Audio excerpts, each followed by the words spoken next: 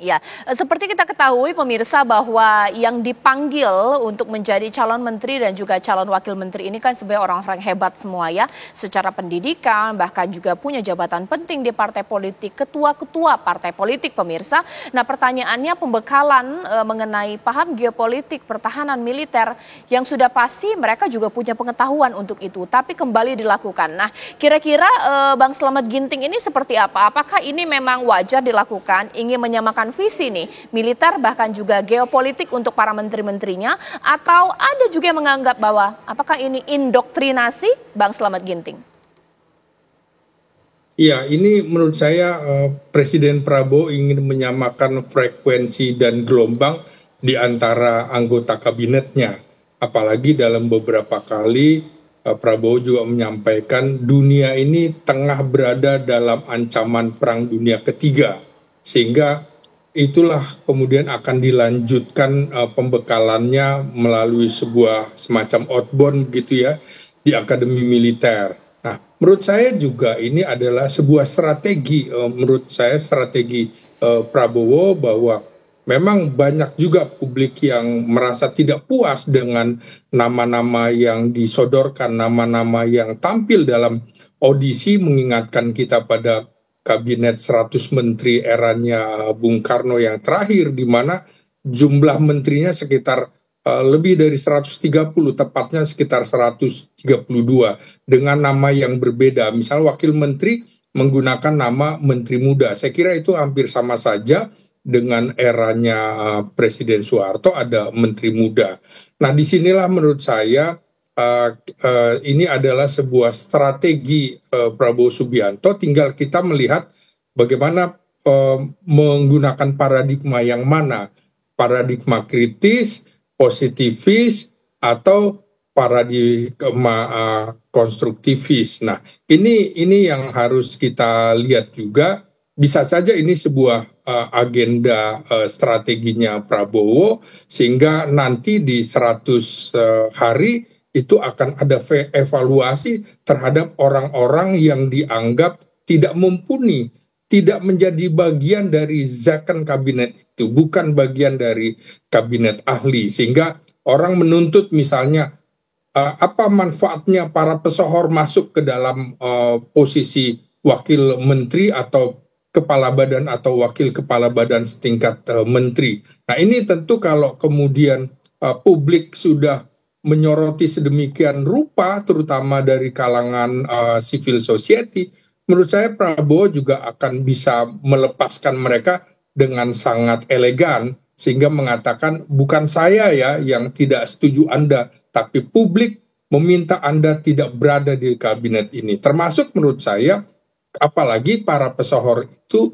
kelihatan sekali adalah teman dari sang wakil presiden terpilih, sehingga ini yang publik juga menyoroti, juga termasuk sejumlah menteri yang sebelumnya di era Jokowi sudah dikemukakan bahwa sudah dipanggil kejaksaan beberapa kali, sudah disandera dalam tanda politik, kenapa ini juga masih dipakai? Jadi menurut saya bisa juga orang secara kritis mengatakan jangan jauh-jauh mengejar sampai Antartika, karena orang-orang yang tampil dalam audisi itu juga adalah orang-orang yang seharusnya tidak Anda pakai. Nah inilah fungsi kami sebagai akademisi, mengingatkan Prabowo Subianto bahwa janganlah bermain-main api dengan menghadirkan mereka-mereka yang tidak masuk dalam zakon kabinet itu.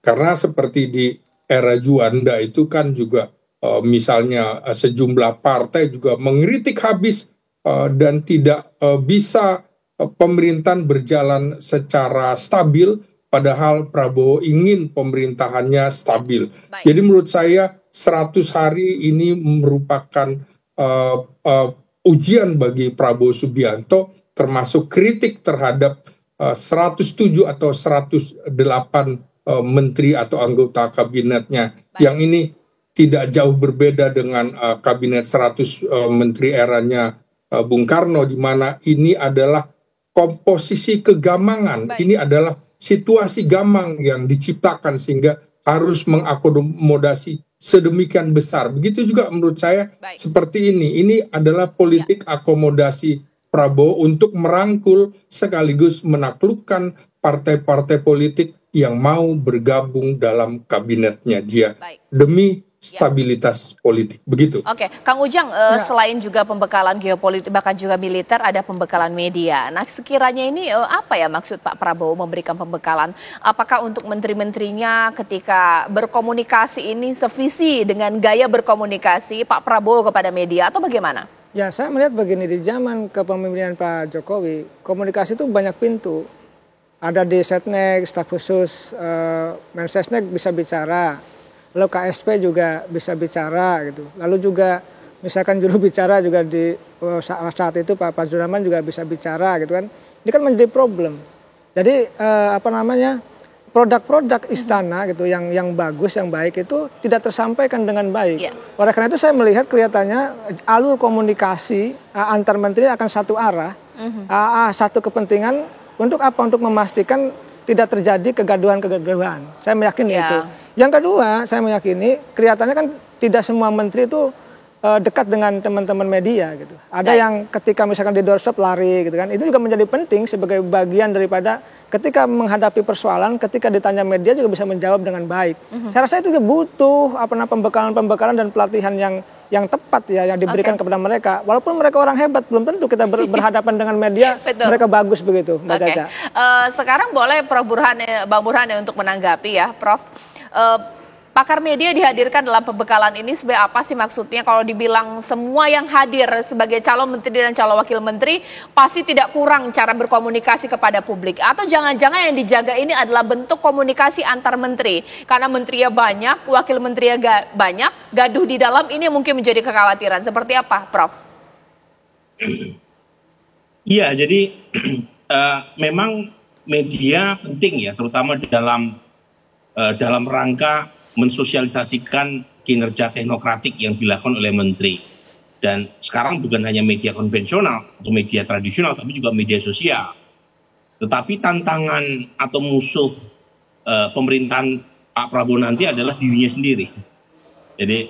Jadi bukan pihak luar, tapi dirinya sendiri. Karena koalisinya begitu besar, kemudian menteri dan wakil menterinya sedemikian banyak, maka potensi terjadinya disharmoni atau ego sektoral atau masing-masing pihak merasa itu kewenangan atau otoritas masing-masing lembaga yang mereka kepalai itu menjadi semakin tinggi.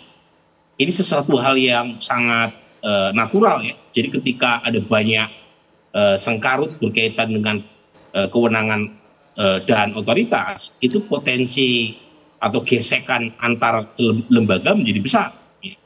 Jadi dan itu tak terelakkan ya ketika terlalu besar tadi. Kan ibarat kalau misalnya kita terlalu gemuk ya, itu kan jadi susah untuk bergerak karena ada banyak kolesterol jahat. Nah, lain kalau misalnya kita ramping dalam mengambil keputusan secara kebijakan juga mudah. Tidak banyak pintu dan meja yang harus dilalui. Jadi saya mengatakan internal ini menjadi sangat krusial. Soliditas koalisi, disiplin koalisi, soliditas kabinet itu menjadi krusial. Karena kalau misalnya gagal untuk menerapkan disiplin kabinet, disiplin koalisi, disiplin kebijakan, yang saya khawatirkan terjadi gesekan antar lembaga atau antar pejabat sehingga proses pengambilan keputusan menjadi lambat. Nah, ini tantangan dan menurut saya Pak Prabowo harus punya orang ya entah itu di Seskap atau di Seskap menurut saya yang super kuat untuk mengkoordinasikan, mensinergikan ya banyaknya kementerian dan kelembagaan supaya keputusan tidak terlalu lambat dan efektif untuk kepentingan rakyat. Oke, terakhir di sini Kang Ujang, apapun treatmentnya, mau di ospek, mau digembleng, intinya masyarakat ingin result atau hasil bahwa mereka ini cakap memberikan kebijakan yang baik untuk rakyat, seperti apa? Ya, rakyat menunggu ya apa yang menjadi keyakinan dari publik itu bahwa harapannya optimisme dibangun. Tetapi tadi kinerja menteri itu ditunggu. Jadi apa sih ketika dipanggil, ketika diberi pembekalan, apa hasilnya? Oleh karena itu saya meyakini orang itu kan dilihat dari karyanya, dilihat dari produknya. dilihat dari kinerjanya. Oleh karena itu kami rakyat Indonesia ya mengukur mereka dari kinerja itu. Oleh karena itu ketika dilakukan pembekalan, katakan lalu penggemblengan nanti di sana di Magelang gitu ya. Oleh karena itu ini menjadi sebuah harapan bagi kabinet Prabowo agar baik. Tetapi tadi persoalannya rakyat menunggu bahwa ini serius enggak. Kalau memang serius nanti apa hasilnya. Oleh karena itu kita patut tunggu dalam 100 hari ke depan agar kita memang betul-betul diyakinkan apa yang dilakukan Prabowo adalah betul-betul untuk komitmen membangun kabinet yang kepentingan masyarakat bangsa dan negara. Kalau tidak tentu akan ada backfire kepada Pak Prabowo begitu. Baik, terima kasih Kang Ujang, terima kasih Bang Slamet Ginting, terima kasih Prof Burhan. Kita tunggulah bagaimana pemirsa bahwa nanti akan ada acara-acara lainnya hingga kemudian pembekalan di Magelang pemirsa.